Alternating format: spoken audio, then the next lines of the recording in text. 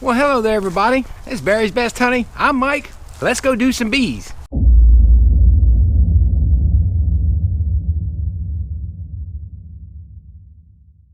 Well, folks, it is September 19th, and I'm going to go out and take a look at some singles.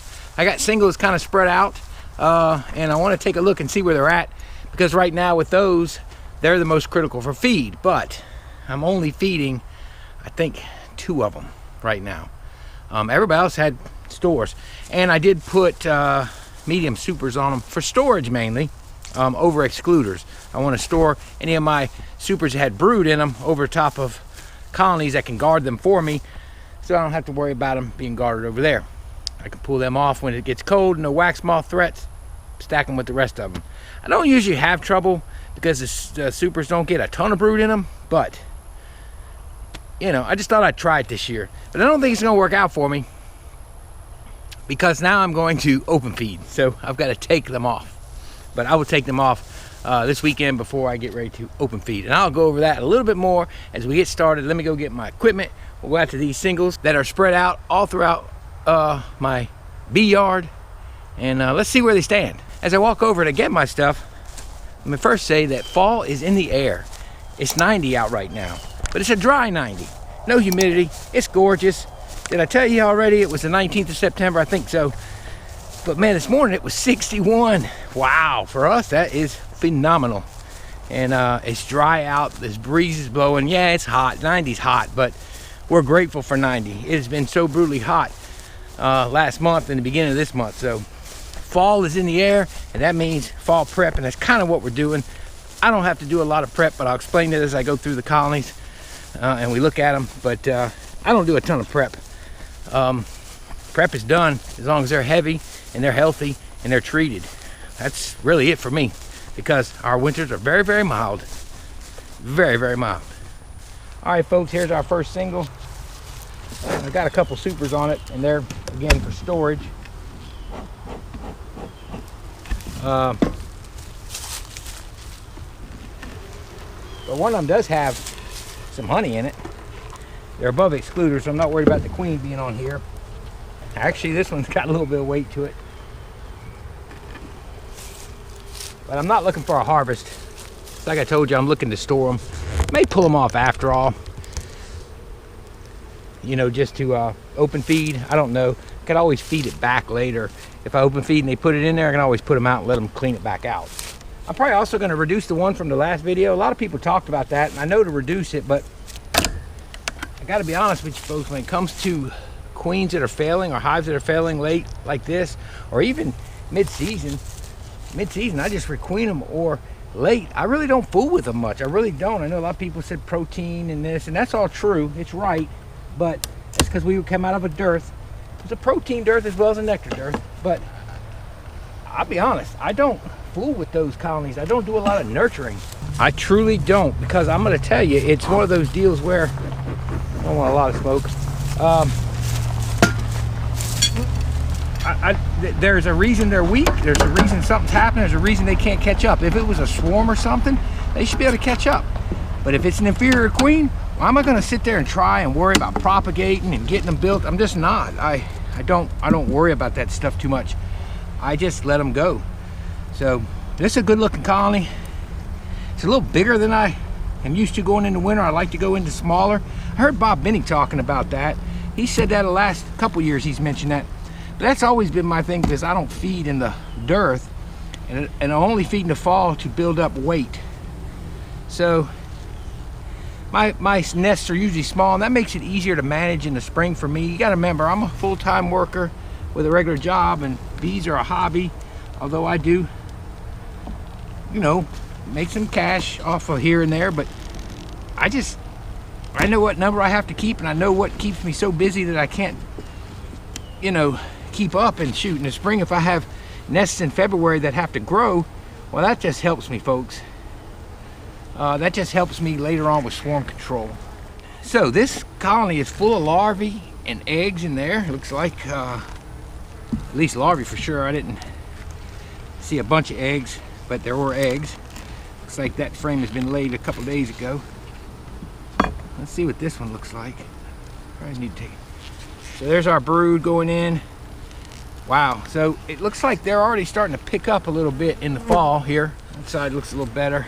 A lot of pollen and bee bread in some of this, causing a little spotty pattern. She's usually a pretty solid queen, if I remember this colony right. So this is what I wanted to see. I want to see what kind of health my singles are going in with. Winter bees are being made right now. Yeah, this is a nice colony. It's got a good brood. It's got a good population. The question is it heavy? No, it's very, very light. Now they got honey, but not a lot. So there's a little bit of honey in that super. So this one will probably get a feeder with 2 to 1 here after our goldenrod is finished. We don't get a lot of nectar off the goldenrod. Full, yep, she's laying them up. Yeah, this is a good nest. But right now, winter bees are getting ready to be emerging. And there is a difference between winter and summer bees. And it's to do with the fat bodies that are built up in the bees. Helps them with length of life, with storing their nutrition in them to get through long winters, and to be able to be all clustered up and stay healthy and alive. So there is a difference, and now they're putting in winter bees. So a lot of questions or comments I got about that hive that was so weak was to do different manipulations with it. Another good reason not even worry about manipulations right now is we're at the point where they're just full of winter bees at this point. Their summer bees are gone, so their growth is not going to be prolific. Even with the nectar, and if there is any nectar from the goldenrod or pollen coming in, they're not going to be prolific. So I would definitely have to supplement them heavily. And I just don't do all that. I look at a colony that could be weak like that and go, there's a reason they dropped off quickly like that. Something's going on. Whether it's a virus vectored by the mites, whether it was a swarm, emergency cell, whatever the case may be. If it's a swarm or emergency cell and I provide them minimal sources, they'll grow and they'll show me that. And then they'll be worth worrying with or manipulating or combining, as I explained. But if they're just not growing, and granted, most of you are right, I do need to reduce them down. I'm probably gonna do that tonight. That will help them. But if I reduce them down and they're still not growing good in that space that they got, and they've got the stores they need, then why am I worried about propping her up and propagating her anyway? So really, just not. I don't know. I don't want to propagate them genetics. I'm more concerned about these bees and these other colonies than I am a weak fledgling one that's struggling. Now, out of those 3, of course, one was dead, one y'all saw, and the one in the middle was good. It's going to grow. So it's going to grow. So this super right here, I pulled some frames. It's got honey in it. It's left over. Never got harvested because it was a almost empty super. This is stuff they put away. Another frame. It's got honey, so they got stores for now. So with those stores, that'll get them through the next couple weeks until we can see if the goldenrod will kick in. I'll monitor the flow in the goldenrod if there is any. We've hadn't had any rain. We had 3.5 inches after like 6 or 7 weeks of no rain, and that's all we've had. Been another 3 weeks and we're still no rain. So depending on what the nectar does with the goldenrod, what I'll probably do is just take this off, feed it back to bees, and bulk them up with some 2 to 1. And I can do that all the way up toward the end of October. So just gonna keep an eye on it, see how the nectar does. Push comes to shove, I don't want to do this, but I'll pull the excluder. That was, again, put on there. That one was left on there. That one was put on for storage. I left it on because it was half full, and they were huge, and I wanted to make sure they had space. But now they may need the honey, so I could always just pull the excluder and let them go in there. But then that's going to be, by February, they'll be full of brood, and that's all clean comb. But oh well, options, plenty of options. But we just need to see what the flow does. There will be open feed going out, so nonetheless, none of it will get pulled for consumption because I'm going to put sugar syrup out. And this early, I'm going to put 1 to 1 out because I want to stimulate them. As we're literally probably 10 days, 14 at the most, away from seeing goldenrod really bloom out. It's starting to turn yellowish, so it's getting ready to bloom soon. what I'm thinking is here in the next 10 to 14 days, we should see pollen coming in. I want this sugar syrup this weekend to coincide with that, so that the pollen starts coming in, the sugar syrup starts coming in, and if the nectar does begin to yield, it'll be another 2-3 weeks away for the goldenrod. Well, then that'll take care of itself. If not, we'll put another tote out. That pollen, they will get pollen off of it. The pollen and that feed should stimulate them, and we'll see growth. You see plenty of brood in there. All right, let's go take a look at a couple other little singles. They're a little bit smaller, I'm sure, and see what they look like. All right, this one I'm not sure how much I pulled. I did pull honey off of this. Now, you're probably saying, well, Mike, what's the deal with the singles? Thought you didn't do single brood management. Well, I don't. And there's a reason, several reasons why I don't. Man, they got honey all up in here. I might have to pull some supers before I do any open feeding, because this is actually good honey. This was not a storage box. This was a box to give them space, and they filled it. The reason I know I don't have it labeled, I would have B23, meaning brood 23 on there. So that's got a good amount of honey in it. And it's got a good amount of bees too. Good looking colony. But single brood management, I'd love to do it, but it's just not an option for me with the length of season. Having to store a bunch of supers, or I'm sorry, deeps, because you gotta at least let them expand in the spring. Down here for sure, and you'll notice Ian does that. They gotta expand into a double or something to get enough bees. Then you reduce them back down, and then she can maintain the bees she needs with one brood box for the honey flow, no problem. But it's just so much, there's a lot of challenges to it for me down this far south, plus working and everything else. So it's just not in the cards. But I do have a few singles, and what these were this is another huge one. These were bees that I made a split, but the deal was they weren't necessarily big enough, like they hadn't grown enough to put a second deep on them and then still get a honey super on for the flow. So I says, what I do with these is I say to myself, let's just throw an excluder on, throw a super on, and let them fill what they can fill. And that's what this does. But this, I can tell you right now, this is a healthy colony. I'm gonna get on the other side. So you see those beetles were in here, and a lot of people also suggest I put a pollen sub on that weak hive. Well, let me tell you, even though I didn't see beetles, they will show up. And that pollen sub is a beetle magnet. They'll lay eggs in it. It'll be awful, and they won't be able to control it. So there's a reason why I can't really just go put pollen on those weak ones again. I'm not going to nurture them anyway because they're probably inferior. But to put a pollen sub on there and to have it take over by beetles, that doesn't help anything. And I know a lot of people are, and for years now, that one fellow's been showing the screen you can put the pollen sub on, and it stays above the nest to where the bees can guard it and kill the larvae that are emerging from it. But the problem is there's not enough bees to do that in that colony. So no, pollen sub is not an option. But I will reduce it. That is the one thing I need to do. These bees aren't too happy. Let's see, I just want to see brood. All right, there's some brood. So they're rolling. They're rolling out of the dirt with some brood. I see the queen down there. Did I see her? I think I just saw her. Be very careful, don't want to hurt this one. I don't know if that was her or not. She should be a caramel colored one, I believe, and I thought I saw her.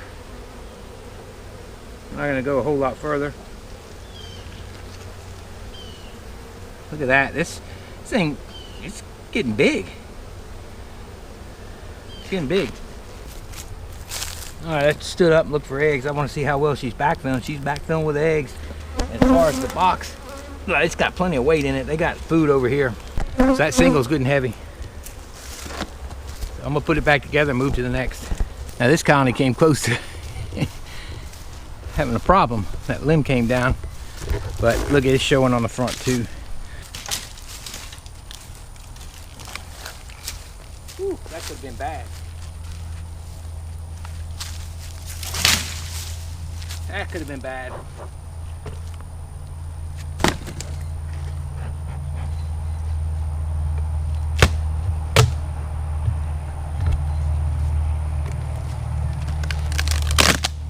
Well, that's rotten.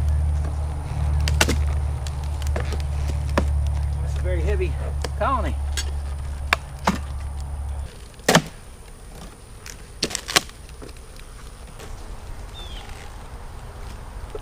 Alright, I'd say very strong.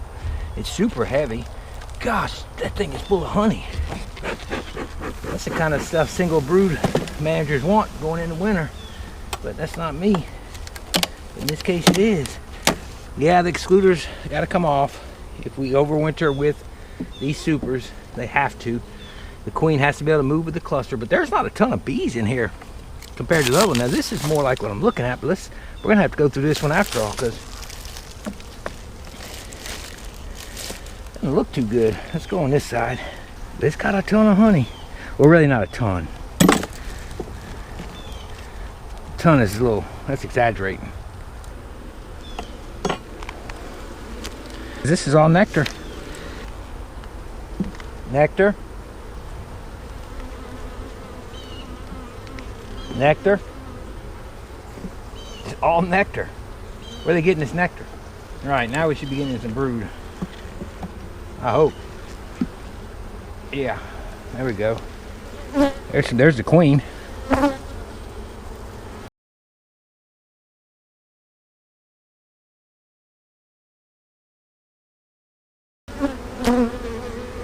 Hepto pink. That doesn't make any sense.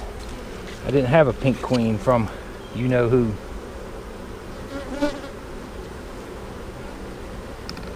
I'm gonna center this nest. There she is. Right over there. I'm getting excited now.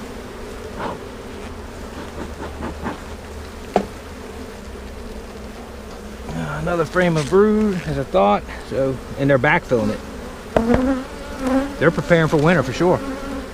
They'll backfill the whole nest.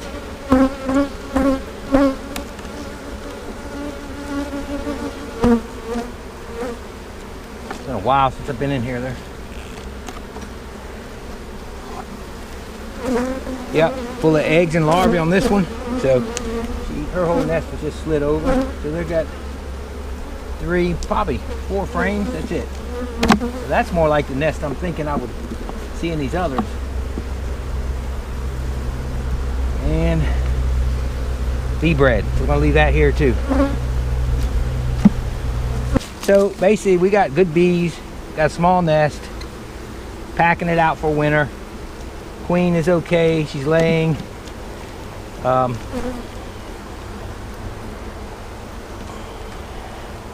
They got space to put honey in the super if they have to. Not where I want them to put it, but you know, it'll work. It'll be fine. Whatever it takes to get the bees through winter is good with me. I'll make it work next year. Figure it all out with boxes. Come on out of there. There she went. Go down in there. Go back down, you. Don't make me put smoke on you. There we did. We had to put smoke on her. So like this one, I could definitely pull the super here soon and just let them, I had this one on there for space as well, and let them just unload it out there open feeding it, and they'd have more than enough in their brood nest. But we'll wait and see. Again, I'm waiting. It's still just a little bit early before I really do my final prep and push them on into winter and don't look at them again. Let's look in here since there's time. This is our one we did the mite count on that was so bad off. So our bees are putting some nectar up top here. That's a good winter configuration. This is our queen that was fledgling with terrible mite infestation. She seems to be doing much better if she's filling a whole frame of eggs. Yeah.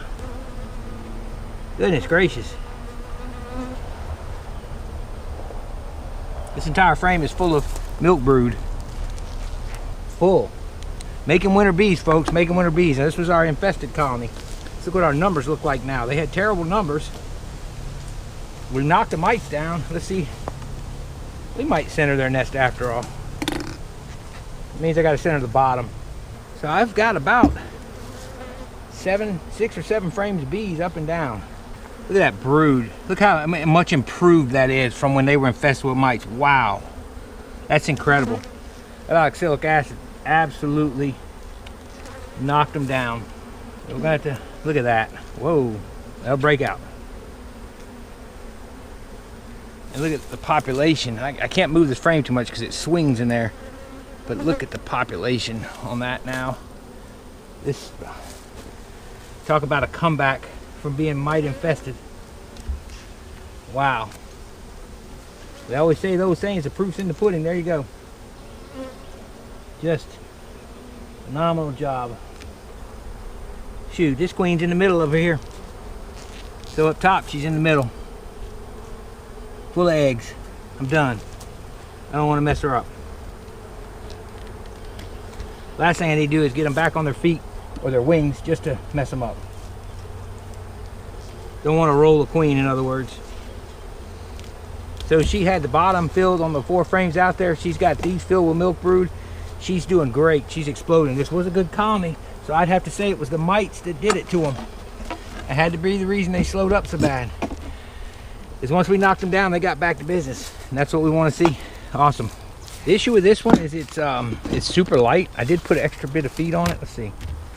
Oh, they've cleaned that out.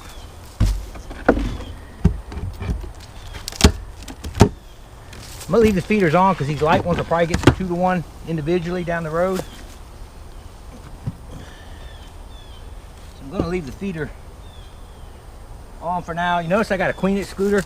Because sometimes when you go to take those feeders off, I have found queens in them before, for whatever reason, and I don't want to have that happen. So I put them on. They'll still get the feed. So I put a feeder on here because they were light, not to necessarily boost them. There's drone brood, just so people know. I always say there's no more drones and all that, and I'm not saying it's good for making queens, not saying that.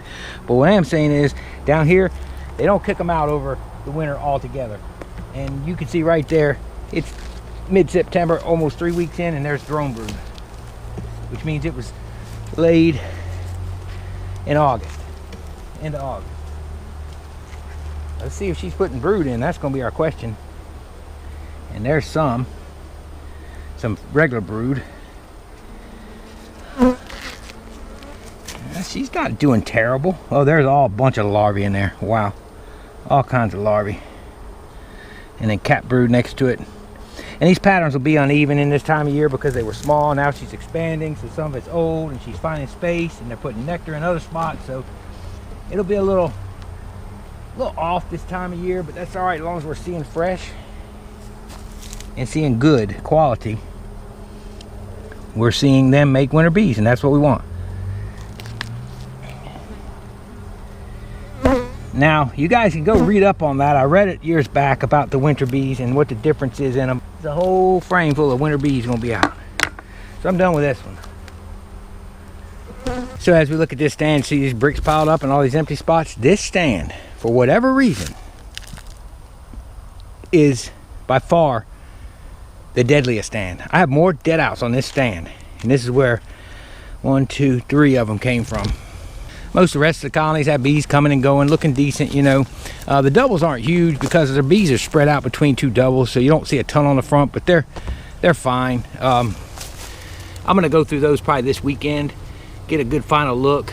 This one I went through when I put the feeder on, and it's not terrible, but it'll grow with that feed that went on there. It's probably, shoot, it's probably already got a good amount of brood, so I'm not gonna open that one.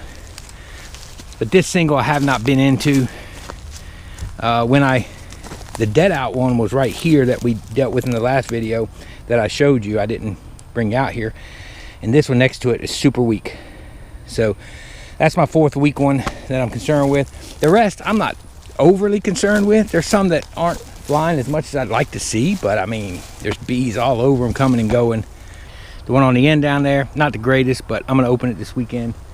I gave up nurturing them, nurturing bees, like weaklings that continued to fail, like that dead out. I should have culled her early on, but once that didn't happen, I don't fool with them no more because she's just a bad strain at that point.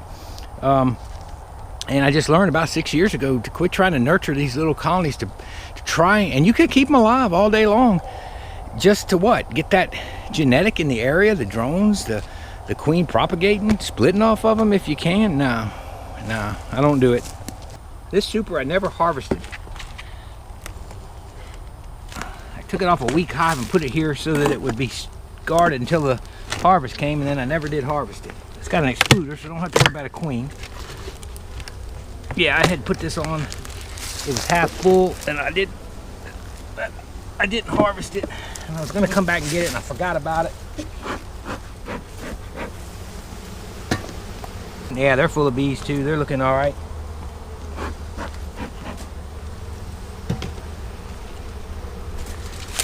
There was a story on this, and I don't know what it was. I can't remember. Maybe it was to do with, was this Old Faithful? I don't remember. The swarm trap that's never missed, was it? The very first swarm trap I owned? Could have been. Just see how she's doing as far as a nest. So basically, she's laying all this up just fine. Go one more in, but their population is outstanding.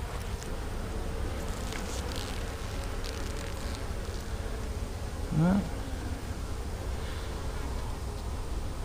most of them have just got going good. Yeah, this is all larvae being capped. Yeah, nice. Yeah, she's got a fine nest. Nothing wrong with this nest at all. Gonna be plenty of winter bees coming. So the singles are fine. All right, just to give you an idea, I'm not gonna go through it, but this is the one I said was weak. They're not the strongest, but they will grow. I'm not gonna go through. I'm gonna show you though the difference in population. I was actually expecting this with most of them, but you can see I got 1, 2, 3, 4, 5 frames of bees is what I got.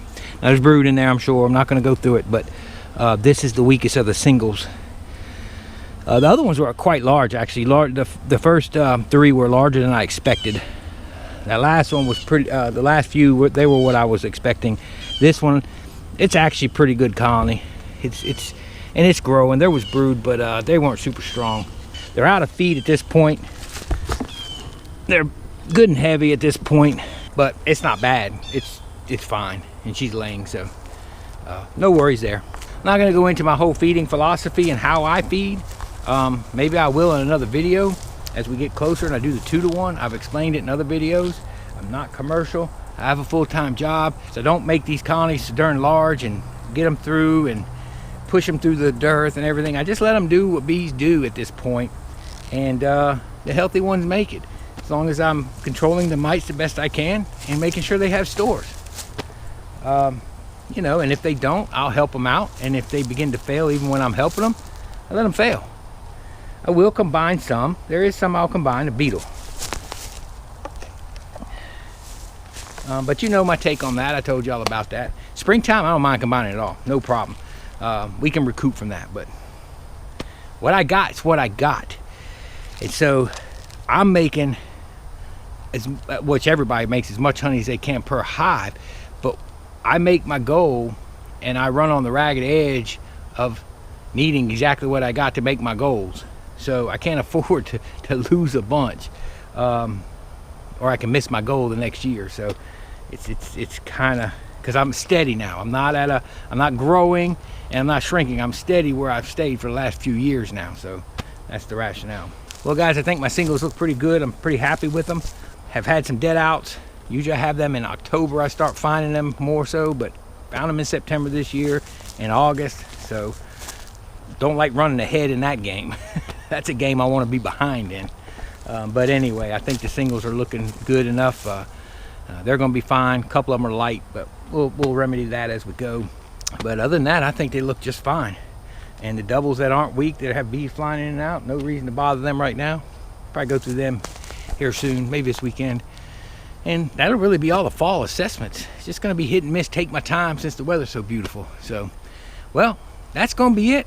I sure hope you enjoyed this video. I appreciate all y'all watching. This is Barry's Best Honey. Not doing a how-to video, guys. You know that. I'm doing a how I do. Y'all have a wonderful, wonderful week, and may God bless you. We'll see y'all later.